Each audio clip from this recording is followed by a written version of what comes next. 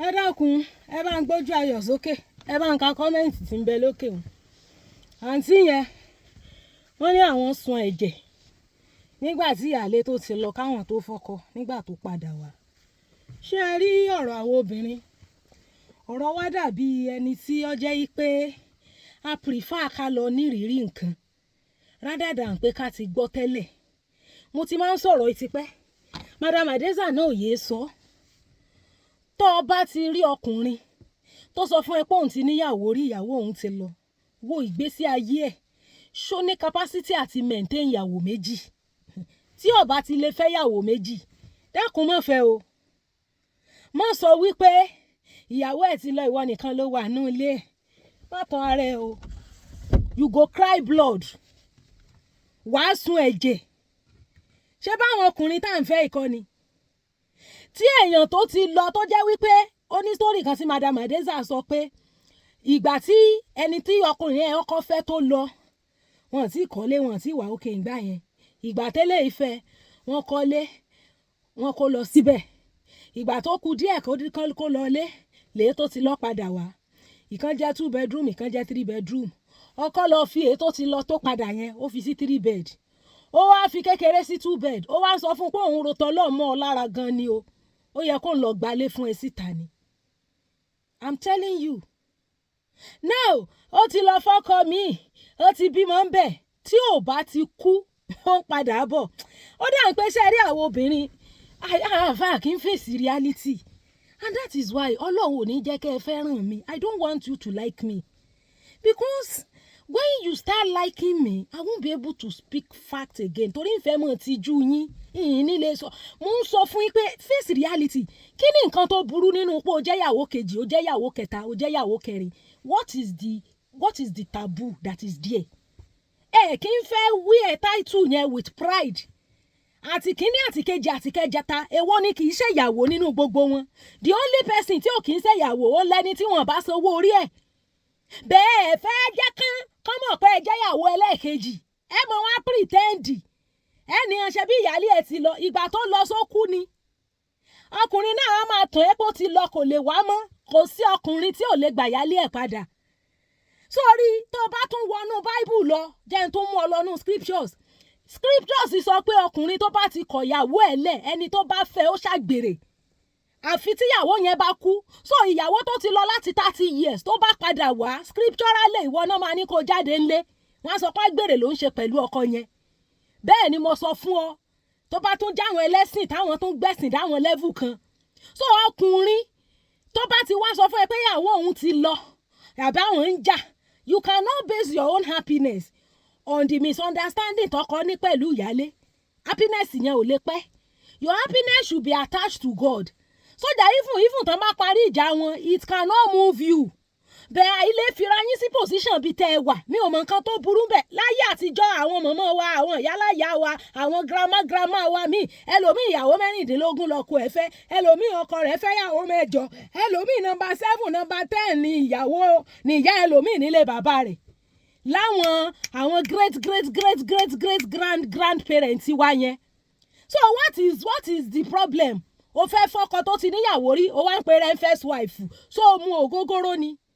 Bẹ́ọ̀lá wípé ẹ̀yin obìnrin ẹ ti bastardize àwọn ìyàwó kékeré ẹ ti blackpaint wọn ẹ ti sọ wọ́n dá láìda ẹ ti fún wọn ní orúkọ tí wọn ò jẹ́ òun ló fà tí irú yín náà fi fẹ́ lọ ṣèyàwó kejì kẹta tẹ́ ẹ̀ fi ní lè wíà title yẹn with pride iná mú ẹ lọ fọ́kọ tó ti níyàwó rí wàá mọ̀ rí rẹ bíi first wife o kì í ṣe first wife and nothing is too special about it. The fact pé wọ́n kọ́ lọkùnrin kọ́kọ́ fẹ́ does not mean you don't have relevance to that man. wọ́n ń pàyà létí wọ́n ń pàyàwó tí kò sẹ́ńtàn lè pàtì. ṣé ẹ rí ọ̀rọ̀ yìí àwọn ọkùnrin lè kó ẹ̀dá tí wọ́n máa ń dá gbogbo ẹ̀ kalẹ̀ lẹ̀ bẹ́ẹ̀ àwọn ọkùnrin ti mọ̀ pé táwọn bá dá lẹ̀ tán àwa obìnrin gọ̀ àwa ara wa la máa bá jà àwa la máa kọjú ìjà síra wa àwọn táwọn jẹ́ eku ẹ̀dá táwọn dọ́rọ̀ ilẹ̀ àní báwọn jà ìtàn fi máa ń rọ́wọ́ mú nìyẹn. tó o bá ti fi ọkọ tó ti ní ìyàwó yẹn ń padà bọ̀ kódà kó ti lọ bímọ síbòmíì ọkọ rẹ̀ ó gbà padà tètè get this into your skull.